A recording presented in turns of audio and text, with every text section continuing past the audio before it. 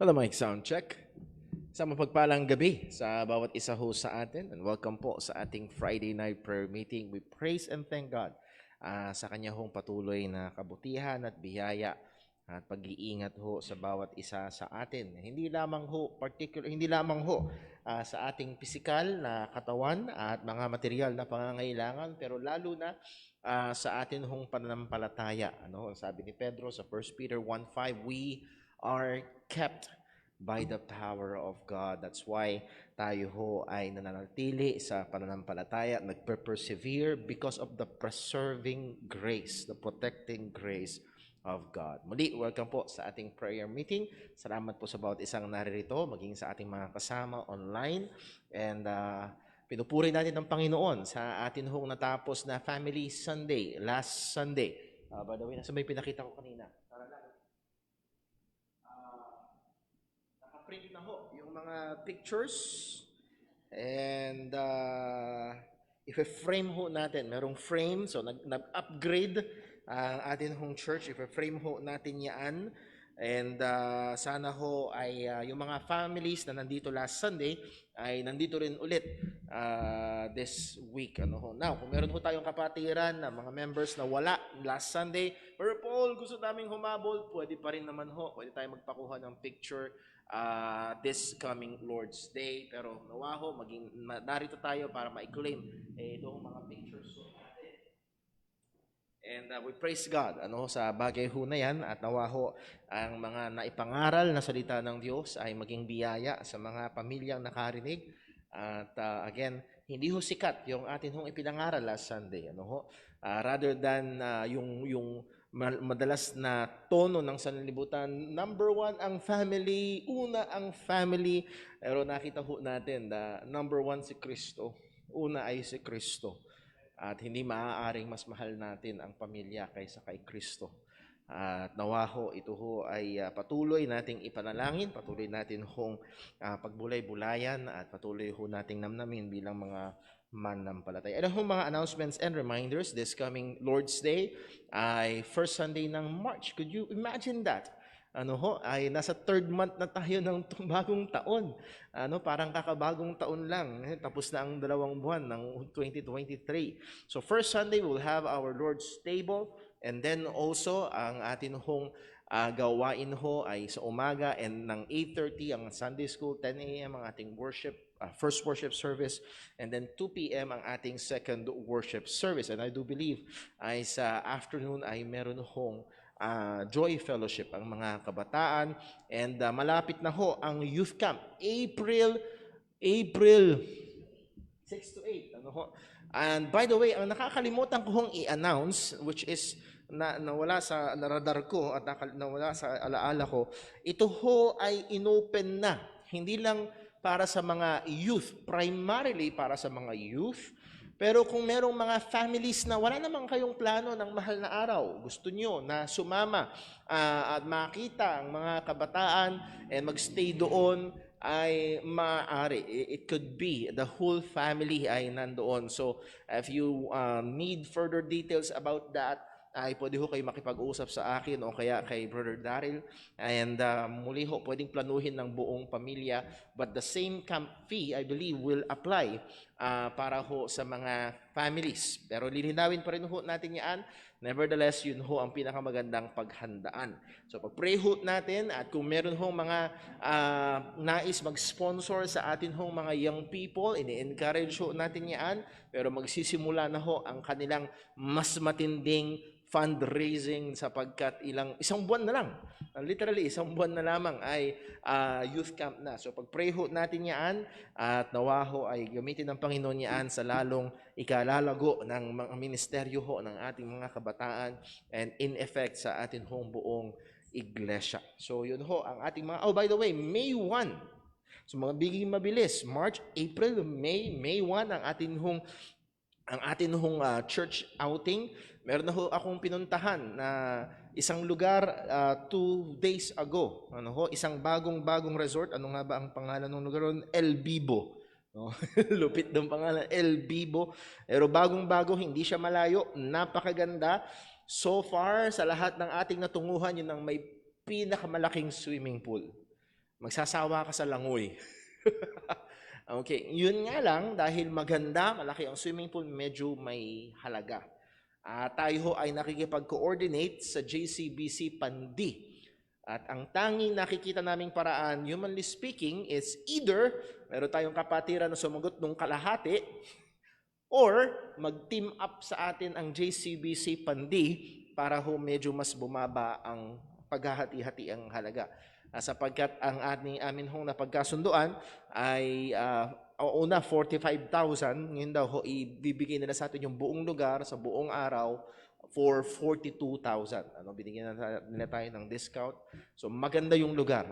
So sasabihin natin sa ganda ng lugar, sulit na rin siya. At saka bagong-bago yung mga facilities. Yung iba ginagawa pa nga rin yung iba. So pag-pray ho natin, pero patuloy ho tayo maghahanap ng mga lugar para ho sa atin hong church outing. At kung meron ho, actually itong resort na to, meron lang tayong kapatiran, na nagawi doon sa San Vicente, na sinadya niya, siya mismo nagsadya at nagbigay alam ho siya sa atin, and then natin hong inocular. So kung meron ho kayong alam na tingin niyo ho kaasya ang 100 tao, magiging maayos, at hindi masyadong malayo at hindi rin masyadong mahal, at pinakamaganda kung pwedeng i-book, hindi per person, kung hindi i-book talaga yung lugar as a package, yun doon ho tayo mas nakakamura. So pag-pray ho natin yan, and take notes ho natin ang mga gawain ho sa atin hong iglesia. Okay, with those announcements, pag-pray ho natin at paghandaan ang atin hong gawain ngayong gabi. At bago tayo dumako sa ating Bible study, ay tayo ho muna ay umawit ng isang pamilyar na himno ng pananampalataya, and may kinalaman din sa atin hong pananalangin. And that is, what a friend we have in Jesus. Magsitayo po tayong lahat.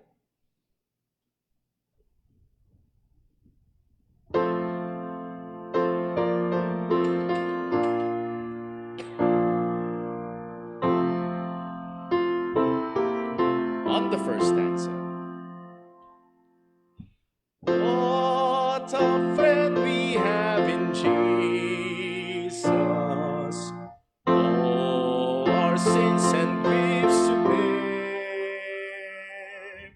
What a privilege to carry everything to God in prayer. Oh, what peace we often forfeit.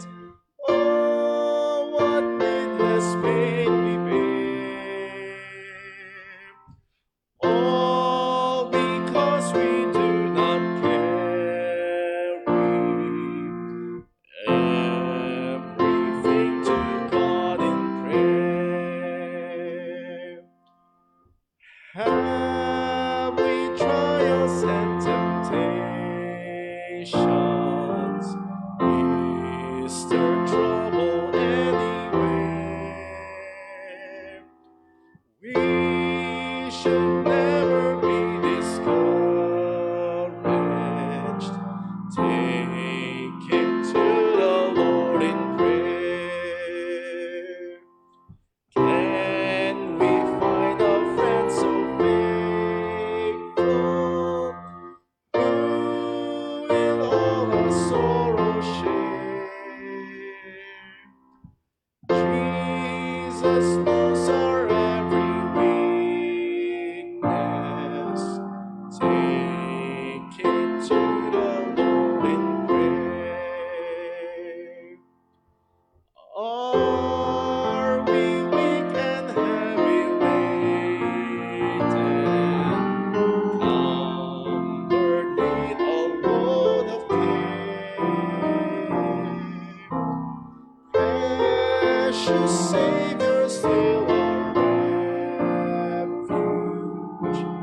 Take it to the Lord in prayer. Do thy friends despise forsake thee? Take it to the Lord in prayer.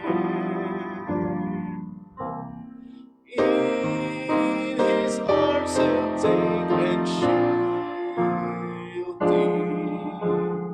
Thou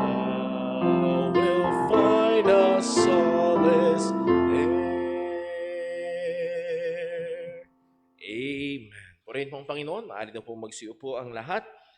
Tayo ho ay dumako sa atin hong Bible study, sa atin hong prayer meeting. By the way, just a reminder, and maybe most of our members already know, na sa harapan ho ng ating church, well, hindi sa harapan ng ating church ang construction, ng road construction. Medyo mga 300 meters away ang road construction ho dito. Pero yung traffic ay consistently umaabot dito sa harap ng church. I don't know, Monday nila sinimulan yan. I don't know kung ano ang epekto pag Sunday traffic.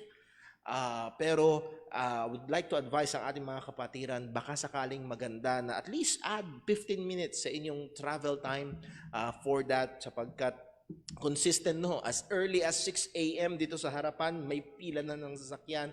And as late as 10 p.m., may pila pa rin ng sasakyan dahil napakalaking tinding choke point ito, and then nag-road construction pa sila. Nung walang road construction, nagta-traffic na, lalo na ho ngayon. So again, ay para ho hindi makagambala sa atin, Lord willing, lalo na this Lord's Day, coming Lord's Day, add maybe 15 minutes sa inyong travel time, and that may solve that problem. Dako ho tayo sa ating Bible study. Again, let's open sa Ecclesiastes chapter 12. And this is our launching pad sa ating hong pag-aaral. And nawa, bago matapos ang ating pag-aaral, ay kabisado na natin itong verse na ito. Though this has been a very familiar verse sa maraming mga mananampalataya, ang sabi sa Ecclesiastes chapter 12, verse 13 and 14, ay ito: let us hear the conclusion of the whole matter, and this is our topic: fear God and keep His commandments, for this is the whole duty of man. For God shall bring every work into judgment with every secret thing, whether it be good or whether it be evil. Pagpalain po ng Diyos ang pagkabasa ng kanyang mga salita. Tayo ho ay sandaling manalangin. O naming Diyos, aming Ama sa langit, narito ang iyong salita sa aming harapan, at ito ay nagsasabi sa amin na marapat, na napakaganda, at tama lamang na kami ay magkaroon ng isang malalim, mainit, masigla, at malinaw na pagkatakot sa iyo. O Panginoon, tulungan mo kami. Tulungan mo kami, O Diyos, na ang bagay na ito ay maging totoo sa amin. Kagaya ng panalangin ng mga awit, pagkaisahin mo ang aming mga puso sa pagkatakot sa iyo, Panginoon. Bigyan mo kami ng puso na may takot sa iyo. At gamitin mo po ang mga pag-aaral namin, kagaya nito, upang ito, O Diyos, ay lalong magbigay ng init, upang lalong itong magdagdag ng kaseryosohan sa aming pagpupursige sa pagkakaroon ng banal na pagkatakot sa iyo. O Panginoon, sa mundo na walang pakialam sa iyo, sa mundo na walang takot sa iyo, nawa, O Diyos, kami na mga nagpapakilalang Kristiyano ay magkaroon ng katangian at makita sa aming pamumuhay ang pagkakaroon ng takot sa iyo. Pagpalain po ang pag-aaral namin ito. Hindi, O Diyos, saliksikin mo kami sa anumang mga pagkakasala, anumang mga kakulangan namin, at muli kami ho ay tatangan at magpapahinga sa katotohanan sa pamamagitan ng aming Panginoong Hesukristo ay sa aming pagpapahayag at pagsisisi ng kasalanan ay merong kapatawaran. At lahat ng ito, O Diyos, ay aming inihiling sa ngalan ng aming Panginoong Jesus. Amen. Well, nagbilis ho tayong mag-review sa ating mga na-cover. We try to define and understand itong fear of God. That is, the object of fear is God. At nire-relate natin ito dun sa New Testament na sinabing faith of Christ. Hindi si Christ ang nag-exercise ng faith, kung hindi siya ang object ng faith. That is consistent throughout the whole Bible. How did we define this fear of God? Well, we looked at the use of that word fear with regards to God in Scripture. Well, bago pa nga in regards to God, nakita natin na dalawa ang primary use. One is the fear of dread, yung pagkasindak, and one is the fear of honor, or kung gusto natin pareho maging H, horror and honor. At ito ay pareho para pagdating sa Panginoon. Sabi nga ho ni Martin Luther, ginamit niya yung servile fear. O maga ito ay takot sa kaaway. Merong something na ang gusto sa iyo, ang magiging dulot sa iyo ay negatibo, and you fear that, you dread. And then meron din namang filial fear, or that is fear nung anak sa magulang, hindi dahil ang magulang ay para wasakin yung anak, kung hindi dahil mahal na mahal nung anak yung magulang at ayaw niya na handun yung kanyang pagmamahal at respeto sa kanyang magulang, kaya takot na takot siya na ma-disappoint. Ayaw niya na nasasaktan at anumang magawa niya ay magdulot ng negatibo sa kanyang magulang. And that is the fear of honor, and both must be exercised by the believers. Lahat ng tao ay tinatawag na matakot sa Diyos, both fear of dread, sapagkat yes, ang Diyos, sabi nga ng Biblia, He is a consuming fire. It is a fearful thing to fall into the hands of the living God. Pero sa mga mananampalataya, ito pa rin ay kailangang i-exercise. Why? Dahil ang sabi ng salita ng Diyos, for whom the Lord loveth, Hebrews chapter 12 verse 6, He chasteneth. Nahadun pa rin. Ang Diyos na galit sa kasalanan ng mga hindi mananampalataya ay Diyos na galit pa rin sa kasalanan maging sa mga mananampalataya, pero magkaiba. Doon sa hindi mananampalataya ay puot ng Diyos ay nananatili sa kanila, pero sa mananampalataya ay ang nagmamahal na disiplina at pagpalo ng Panginoon. Kung kaya't ang isang tunay na Kristiyano ay kinakailangan pa rin magkaroon ng takot sa Diyos sapagkat hindi niya pinalulusot ang kasalanan. Now, dumako ho tayo at sinimulan natin ng ilang mga pagtingin sa ilang mga katotohanan patungkol sa pagkatakot sa Diyos. Isa sa kinonsidera natin last time ay ang pagkatakot sa Diyos ay isa sa mga pangunahing katangian ng mga tao ng Diyos. Be it in the Old Testament or in the New Testament, ang pagkatakot sa Diyos ay katangian ng mga mananampalataya. Halimbawa na lang ay si Job, sa Job chapter 1, ang dinescribe si Job, was perfect and upright and one that feared God and eschewed evil. Sa 2 Samuel chapter 23 verse 3, yung mga malalagay sa leadership, yung mga magru-rule sa Israel, they should be what? Ruling in the fear of God. Ang pagkatakot sa Diyos ay became a collective name para sa mga mananampalataya, particularly sa Lumang Tipan, sa Psalm 66 verse 16. Anong sabi? Come and hear, all ye that fear God. Yung kayo na may mga takot sa Diyos, it's the same as saying na kayo na mga mananampalataya. So it is synonymous. Sa mga mananampalataya, it is expected that they are God-fearers. And I will declare, sa Psalm 66 verse 16, I will declare what He hath done for my soul. Now muli, maaaring merong mag-object. Well, Brother Paul, sa Old Testament, kailangan mong matakot sa Diyos. Pero sa New Testament, well, hindi na tayo alipin kung hindi tinawag na tayong kaibigan. So New Testament, sabi nga sa 1 John, perfect love casteth out fear, for there's no fear in love. So kung talagang mahal ka ni Lord at mahal mo si Lord, there's no fear in love. And now, they do not understand kung ano yung sinasabi ni John doon. Nevertheless, merong malinaw at paulit-ulit na sinasabi sa Bagong Tipan na ang pagkatakot sa Diyos ay dapat katangian pa rin ng mga mananampalataya, ng mga Kristiyano. 2 Corinthians 7:1 ang sabi sa 2 Corinthians 7:1. Having therefore these promises, dearly beloved, let us cleanse ourselves from all filthiness of the flesh and spirit, perfecting holiness in the fear of God. Dahil daw sa mga tapat na pangako ay dapat tayong humabol o tayo magsumikap sa kabanalan, at yung ating pagsusumikap sa kabanalan na yon, ano yung attitude? Ito dapat ay ginagawa in the fear of God.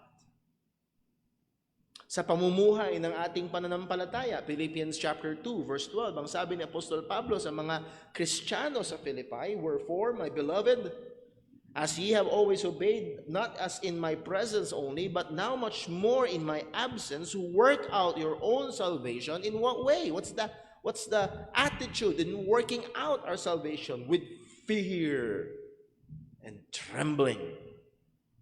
So nagpapakita ho ito, bago natin puntahan yung ilang mga verses, nagpapakita ho ito na ang buhay Kristiyano, muli, 2 Corinthians 7:1, perfecting holiness, Philippians 2:12, working out your salvation, that is pertaining to our Christian life. Therefore, we can conclude na ang pamumuhay ng Kristiyano ay hindi maaaring, for the lack of better word, flippant. Kung alam niyo yung salita, parang hindi ka seryoso. Parang wala lang, parang joke lang. No. Ang binibigyan sa atin, ang binibigay na ideya sa atin ng salita ng Diyos sa pamumuhay ng buhay Kristiyano ay nahandun dapat ito sa attitude ng may pagkatakot. May pagkatakot sa Panginoon. Ganong katindi? To the point na manginginig ka. Now, huwag namang mangyari na sa Lord's Day ay dumating dito mga kapatid ang nanginginig. Baka kailangan nating dalhin sa ospital. Pero ang pinupunto ho dito ay so much so, yung nararamdaman mong pagkatakot sa Diyos.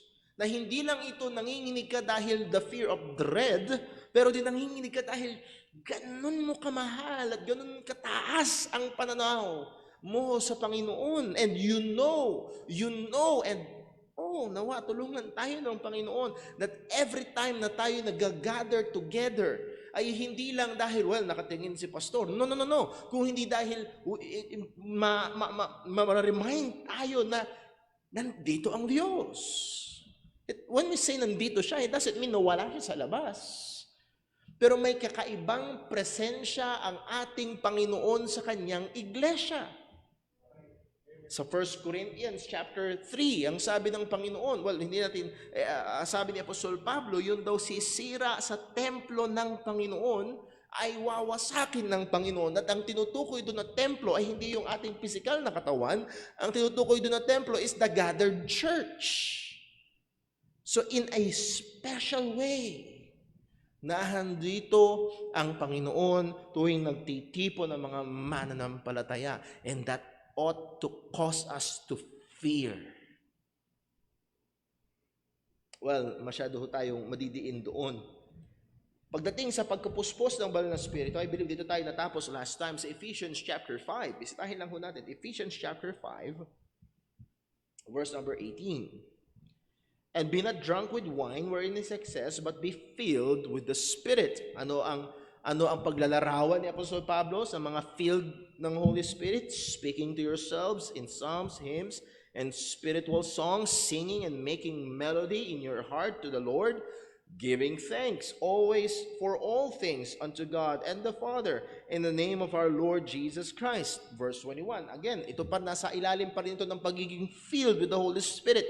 "Submitting yourselves one to another." Magpasakop kayo sa isa't isa in what attitude? In the fear of God. So dapat ay nakatingin sa Panginoon. Kung hindi ako nagkakamali, isa ito sa mga text na akin hong ipinreach or nag-Bible study tayo sa Ephesians 5. Dito mismo sa verse number 21, "Submitting yourselves one to another in the fear of God." The few days before ng wedding namin ni Sister Jonah. Kung di ko nagkakamali ng tanda. Bakit? Dahil lang sabi ho dito, "Submitting yourselves one to another in the fear of God." And then yung mga susunod na verses hanggang chapter 6, ito ay dinilineate ni Apostol Pablo. Husbands, love your wives. Wives, submit to your husbands. Children, obey your parents. Parents, bring them up in the nurture and admonition of the Lord. Servants, maglingkod kayo ng tama sa inyong mga masters. Masters, huwag niyong pagmamalupitan ng inyong mga servants. And all of those should be done in the fear of the Lord. So, I'm trying to catch yung pinaka-idea nung naging pag-aaral natin, which is what, almost 5 years ago. Namamahalin mo ang iyong asawa in the fear of the Lord. Na ang asawang babae ay magpapasakop sa asawang lalaki in the fear of the Lord. Nasusunod ang mga bata sa kanilang mga magulang in the fear of the Lord. Na ang mga magulang ay didisiplinahin at tuturuan ng kanilang mga anak in the fear of the Lord. Hindi in the fear ng biyanan o in the fear ng sasabihin ng kapatiran. Yes, may mga lugar ang mga bagay na yon. Nevertheless, in the realm of true spirituality, be filled with the Holy Spirit. This must be done in the fear of the Lord. That is, nakatingin tayo sa Panginoon. Ang pangunahin nating konsiderasyon ay ang Panginoon. Hindi yung, hindi ko na. Ang hirap mahalin ni Mrs. kasi yung luto niya talagang hindi. Yun namang babae, ang hirap mag-submit, Brother Paul, kasi talaga yung ugali niya. Pero ang unang bibigyang pansin ay yung pagkatakot sa Diyos. Yung pagkatakot sa Diyos. Well, siguro babalikan natin ito at medyo mas huhukayin pa natin sa mga susunod na panahon. Pero let that be a meditation of our minds. It must be done in the fear of the Lord. The church as a whole, sa Acts chapter 9, verse 31, ang mga mananampalataya, paano nilarawan ng Diyos through the comment of Luke, sa Acts chapter 9, verse 31, then had the churches rest throughout all Judea and Galilee and Samaria, and were edified and walking in the fear of the Lord and in the comfort of the Holy Ghost were multiplied. Oh, how I wish na ito'y maging totoo. Ito yung maging katangian ng JCBC, that believers in this church are walking in the fear of the Lord, in the comfort of the Holy Ghost, and then were multiplied. Nawa ito yung maging totoo sa atin. So that's what we discussed and studied last time. Ngayon tingnan ho natin, the fear of God has a direct bearing on the morality of a person. The fear of God has a direct bearing on the morality of a person. Ang pagkatakot sa Diyos ay may direktang epekto sa moralidad, or if I may use some other words, prinsipyo, integridad o ugali o pamumuhay ng isang tao. Simulan natin sa Genesis. Genesis chapter 20. Genesis chapter 20, verse 11. Ang konteksto nito ay si Abraham at si Sarah. So, si Abraham at actually si Sarah ay isang napakagandang babae. So much so, na takot si Abraham na baka patayin siya dahil sa ganda ng misis niya. At anong sabi ni Abraham in verse 11, Genesis 20 verse 11? And Abraham said, because I thought, surely the fear of God is what? Not in this place. And they will slay me for my wife's sake. So dahil ang tingin ni Abraham, ang pagkatakot sa Diyos ay wala sa lugar na yon, therefore he assumes that they will do something bad. So nandun yung connection. Kung wala ang takot sa Diyos, most probably they will do evil. Sa Romans chapter 3 and verse number 10 hanggang verse 18, wala tayong time para basahin lahat. Ito yung pinaka-diagnosis ng Panginoon sa spiritual na estado ng mga tao. Ano ang diagnosis? Pupuntahan natin sa Romans chapter 3, pamilya ng verse 10, for as it is written, there is none righteous, no, not one. Verse 11, there is none that understandeth, there is none that seeketh after God. They are all gone out of the way, they are together become unprofitable. There is none that doeth good, no, not one. Then pagdating sa verse 18, paano pa inilarawan? There is no fear of God before their eyes. Pag sinabing before their eyes, hindi nila nakikita.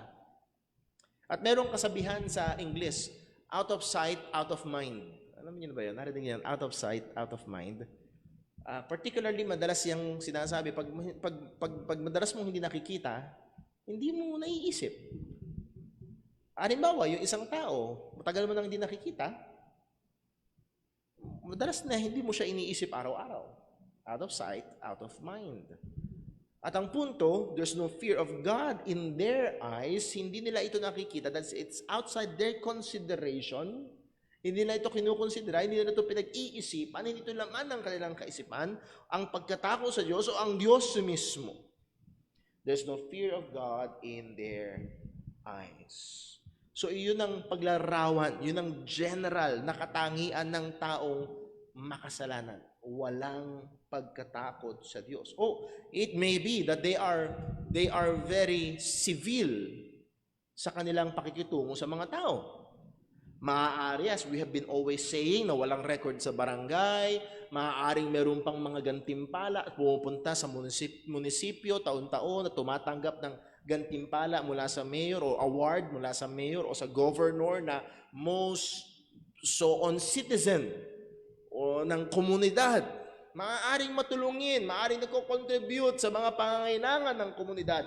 At talagang pag mayroong mga trahedya ay nahandoon, hindi lamang financially o materially, maaaring siya mismo ay sumusuong para talagang tumulong sa mga tao. Pero wala siyang pakialam sa Diyos. Or at very best, meron siyang panlabas na relihiyon. Pero walang pagkatakot sa Panginoon. Ito ang larawan ng mga hindi mananampalataya. So ano nangyayari kapag walang takot sa Diyos? Ito'y umeepekto kung paano sila namumuhay. Ang buhay ay nagiging palayo ng palayo sa Panginoon. The fear of God does not only affect a person's action with regards to evil, but it will also affect the very attitude of the person towards evil. Anong ibig sabihin? Pag walang takot sa Diyos, hindi lamang siya gumagawa ng masama, naiiba din yung kanyang attitude towards evil. Nagiginang, halimbawa sa Proverbs, hindi ko maalala yung verse, yung wicked, ang sabi, o yung fool o yung wicked, gagawa ng masama at sasabihin niya, am I not in sport? Ang sabihin, joke lang, gumawa ng masama, nanloko, nang lamang, nanira, at kung ano-ano pang kasamaan ang ginawa. Tapos, ikaw naman, di ka mabiro. Libangan lang para sa kanila. Anong sabi ng Proverbs chapter 8, verse 13? Proverbs chapter 8, verse 13, the fear of the Lord is to hate evil. Ang pagkatakot sa Diyos ay katumbas nito ang pagkamuhi sa masama. So ito'y dalawang bagay na hindi po pwedeng para tong tubig at langis, hindi maghahalo. Hindi pwedeng may takot ka sa Diyos pero hindi ka namumuhi sa masama. Hindi pwedeng minamahal mo ang kasama na magkiklaim ka ako'y may takot sa Panginoon. These two cannot join together. Kaya nga ang sabi ng writer ng proverb na ito, pride and arrogancy and the evil way and the froward mouth do I hate. And why? Because he fears the Lord. Ito yung malaking pagkakaiba ng isang taong mabuti lang sa pananaw ng iba at isang taong talagang may takot at nagmamahal sa Diyos. Maaaring may mga tao na ayaw din nila ng kayabangan, maaaring may mga tao na ayaw din nilang gumawa ng quote and unquote masama, maaaring may mga tao na mas malinis pa ang bibig kaysa sa atin. Pero ang dahilan ay, well, hindi kasi ako ganun pinalaki. Or maaaring ang dahilan ay, ayokong i-deal yung consequences. Ayokong makulong, ayokong mabarangay, ayokong magkaroon ng friction sa family. Again, those may be maaring with good intentions, pero ang punto pa rin ay walang pagkatakot sa Diyos sa kanilang mga mata. Even in their very best behavior, it is self-serving. Proverbs 23 verse 17. Proverbs 23 verse 17. Let not thine heart, what? Envy sinners.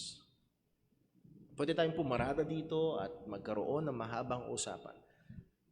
Mga kapatid, let me just say this. The fact na sinabihan tayo ng Diyos sa pamamagitan ng kanyang salita, the fact na sinabihan tayo ng Diyos na huwag tayong mainggit sa makasalanan, ibig sabihin pwede yung mangyari. Pwede tayong mainggit. So, bantayan ho natin. Let not thine heart envy sinners, but be thou in the fear of the Lord all the day long. Ano ang isa sa mga surefire, 100% guarantee na gagamot sa pagkainggit sa mga makasalanan? Ang pagkatakot sa Diyos.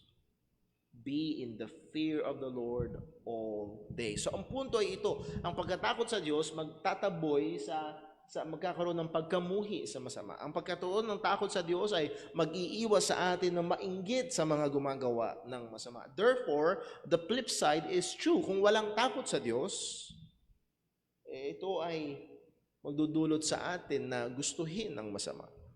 Mainggit sa mga gumagawa ng masama. So sa lahat ng ito, ano nakikita natin? Bilang mga Kristiyano, at kung ibubuhay natin ang buhay pananampalataya, ang pagkakaroon ng takot sa Diyos ay essential. Hindi ito optional. At kailangan natin i-cultivate upang tayo ay lalong lumalim at lalong umunlad at uminit sa pagkakaroon ng pagkatakot sa ating Panginoon. Now, I would like to explore another aspect ng pagkatakot sa Panginoon. And this is it. And this is this, I mean. The fear of God is connected to the commandments of God. Okay, Brother Paul? Okay, kumbisido ko. The fear of God is essential sa Christian life. Paano? Paano ito? Well, isa sa mga clue ay ito. Paulit-ulit sa Biblia, ang pagkakaroon ng takot sa Diyos ay ikinukonekta or nakakonekta, nakatali, nakatabi sa mga kautusan ng Diyos. The very text na ating laging binabasa, Ecclesiastes chapter 12. Fear God and, what's the next? Keep His commandments. So there's the fear of God and the keeping of God's commandments. Ito ay evidence sa ating pinaka-key text. And there are many, many more other passages na nagpapakita ng katotohanan na ito. Na ang pagkakaroon ng takot sa Diyos at ang pagkikip o pagsunod sa mga kautusan ng Diyos ay dapat magkasama. Ang pinaka-motive ng pagsunod sa kautusan ay ang takot sa Diyos. At ang nagtutulak sa atin para sundin ang kautusan ay ang takot sa Panginoon. At ang mga kautusan ay lalong nagpapalago at nagpapalalim ng ating pagkatakot sa Diyos. Putahan lang natin, Deuteronomy chapter 6. Deuteronomy chapter 6 verse 1. Deuteronomy chapter 6 verse 1. And again, kung naalala nyo, ang Deuteronomy, it's the second law or the second giving of the law. This is almost echoing yung mga kautusan na sinabi ng Panginoon sa mga naunang book sa Exodus. So inuulit ito ni Moses dahil papasok na sa lupang ipinangako ang mga Israelita. Anong sabi sa Deuteronomy 6:1? Now these are the commandments, the statutes, and the judgments which the Lord your God commanded to teach you, that ye might do them in the land whither you go to possess it. Verse 2, that thou mightest fear the Lord thy God, to keep all his statutes and commandments. Upang kayo, at so ito ang sabi ni Moses, ito yung mga kautusan ng Diyos, ito yung mga kahatulan ng Panginoon at ituturo sa inyo, itinuturo ko sa inyo para kayo ay matakot sa Diyos. At itotakot sa Diyos na ito to keep all his statutes and his commandments, which I command thee, thou and thy sons and thy son's son, all the days of thy life, and that thy days may be prolonged. Deuteronomy chapter 8, verse 6. Deuteronomy chapter 8, verse 6. Therefore thou shalt keep the commandments of the Lord thy God, to walk in his ways, and to fear him. So muli, yung connection ng pagkikip ng mga kautusan ng Panginoon at pagkakaroon ng takot sa Kanya. Deuteronomy chapter 10, verse 12. Deuteronomy chapter 10, verse 12. And now, Israel, what doth the Lord thy God require of thee, but to fear the Lord thy God, to walk in all his ways, and to love him, and to serve him, and to serve the Lord thy God with all thy heart and with all thy soul. Verse 13, to keep the commandments of the Lord and his statutes, which I command thee this day for thy good. So muli, nahandoon, konektado, magkasama, ang pagkatakot sa Diyos ay nagtutulak sa ating sumunod sa mga kautusan ng Panginoon, at ang mga kautusan ng Panginoon nagtuturo sa atin na magkaroon ng takot sa Diyos. Another one, Deuteronomy chapter 13, verse 4. Deuteronomy 13, 4. Ye shall walk after the Lord your God, and fear him, and keep his commandments, and obey his voice, and ye shall serve him, and cleave unto him. So muli, ang pino-point out lang natin, hindi to expound these verses, but that tandem, almost always that joined tandem of the fear of God and the keeping of his commandments. So we can see from these verses na ang pagkatakot sa Diyos ay inseparable sa pagtupad sa kanyang mga kautusan. Ang pagkatakot sa Diyos, as we have been saying, ay nagtutulak sa ating sumunod sa kanyang mga kautusan, at ang kanyang mga kautusan ay lumilikha sa atin ng mas lalo pang pagkatakot sa kanya. Walang iniwan yan doon sa mga sinusubukang imbentuhin ng iba na perpetual motion machine. Sabi na iba ay sa ngayon sa physics ay imposible. At nakakita minsan ako ng machine na hindi naman siya machine, hindi siya complicated. Bulitas lang na bilog na bola na bakal, at ilalaglag mo siya sa isang butas, at naka-design yung release niya para so much so, nakalilikha ng enough na energy para i-propel siya pabalik. And then malalaglag siya ulit. Malalaglag siya ulit. Galing! And maaari pagbasda mo yun ng isang oras, hindi pa rin siya tumitigil. At yun lang, lilikha, paulit-ulit. At it's almost the same. Dito makikita natin na ito yung magpapaikot-ikot at magiging gasolina ng ating pagtupad sa kautusan ng Panginoon. And at the same time, ang magiging gasolina ng ating pagkatakot sa Diyos ay ang kanyang mga kautusan. Deuteronomy 31 verse 12. Deuteronomy 31 verse 12. Gather the people together, men and women and children, and thy stranger that is within thy gates, that they may hear and that they may learn and fear the Lord your God, and observe to do all the words in this law. Nakita niyo ho, dito, gather the people together, men and women and children, and thy stranger within thy gates. Tipunin niyo sila. Anong sabi? That they may hear and that they may learn. Meron silang maririnig at meron silang matututunan. Ano yung maririnig at matututunan nila? Sa bandang dulo, ang sabi, to do all the words of this law. So, you will gather them that they may hear Hindi lang basta hear, that they may learn. Hindi lang basta marinig, kung hindi, kailangan nilang maunawaan. At ito, pagkarinig at pagkaunawa sa mga kautusan ng Panginoon, anong magiging resulta? And fear the Lord your God. Again, ito ang magtutulak sa pagganap to do all the words of this law. So we can see in this verse, last verse na ating binasa, a pattern. Ano yung pattern? First is to hear, then nandun yung understanding, nandun yung pag-learning about God, about His works, about His law, lahat ng kanyang mga ginawa, lahat ng kanyang mga kahatulan, and then ito ang magtutulak sa atin to have fear. And fear the Lord your God. Again, all caps, Lord Yahweh, that they may fear the true God. So we see the fear of God cannot exist in a vacuum, meaning ignorance can be a deterrent to the fear of God. Ang ating kaignorantehan sa mga kautusan, kalooban, at salita ng Diyos ay maaaring maging hadlang upang mag-develop sa atin at lumago tayo at lumalim tayo at uminit tayo sa pagkatakot sa Panginoon. Alam niyo, napakaganda. Why? Sapagkat pinag-aralan natin ang meditation ng salita ng Diyos at pinag-aaralan natin ang how to study the Bible.